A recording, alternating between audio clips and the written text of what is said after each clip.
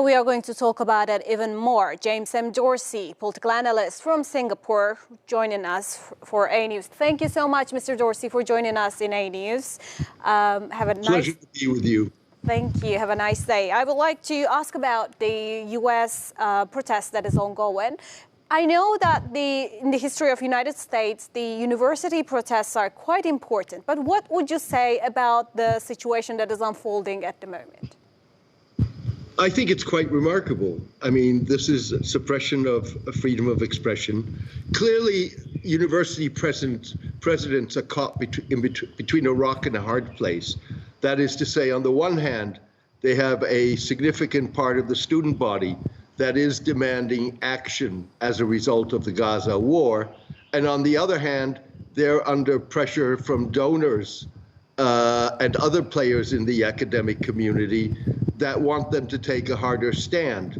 And so what you're basically getting is the university presidents and the administration of universities being caught between pro-Gaza and pro-Palestinian elements and pro-Israeli elements.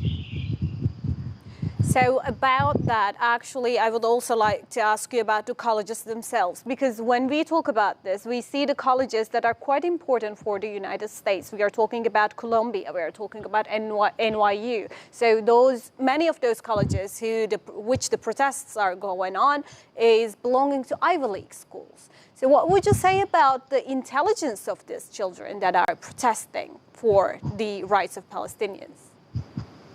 Well, first of all, you're talking about some of the world's foremost universities, not just some of the United States' foremost universities. And what you're seeing is a significant degree of commitment and resilience and determination on the part of the students, many of which are willing to put or to take great risk, whether that's the risk of detention by the law enforcement authorities, with the possibility of being charged with either a minor misdemeanor or crime. And of course, they're putting their studies on the line because, as we've seen in a fair number of cases, activists are getting suspended from universities. So this is quite important to highlight that the thing that they are risking is quite important as they're taking to their part. So in the protests, it is those young people are a part of a society that they're probably going to be in some good places if they continue there. Well, I think irrespective of what one thinks about the whole Gaza-Israel conflict, one's got to give them credit for their courage. Of course, because the thing that they're risking is quite high, at a high stake between these young people among them. Absolutely. So in addition to this also, I would also like to ask you about the protest culture in the universities, because I've seen that I've read about it in 1965, I think, or less, I'm not sure. 1968. 1968, correct me, thank you so much. For the Vietnam War. The protests in the colleges also continued, and it actually made an effect, didn't it? Sure. Well, first of all, I think one's got to note that there are comparisons to the 1968 revolts. Now, the 1968 student revolts were global. And they really shaped, in many ways, generations after them. But they were not only about Vietnam. They were about multiple social and economic issues. We have to see whether this movement graduates from a concern about a war, and it could very well, in the case of 1968, the protests had a major impact on the then U.S. administration's policy. We don't see that yet now, and we don't see that this broadens out into something that is much bigger than just the Gaza war. That's not to say that the Gaza war is not big. So what would you say about the upcoming the resolution of this process? What do you expect for it to happen? Is it going to affect something, or is it going to just die down? Well, so far there's no sign of it dying down. We're going to have to see well, there are two factors. One is we're going to have to see what the effect of police crackdown is, as we're seeing at this moment as we speak in Los Angeles. But we're also going to have to see what the end of the term, which is in the next 2 weeks by and large, what that effect has, because basically students would be going home or they would be going on vacation or going to do some job. Whether or not those demonstrations are going to continue throughout the summer with that same intensity, I think is something that we can't predict.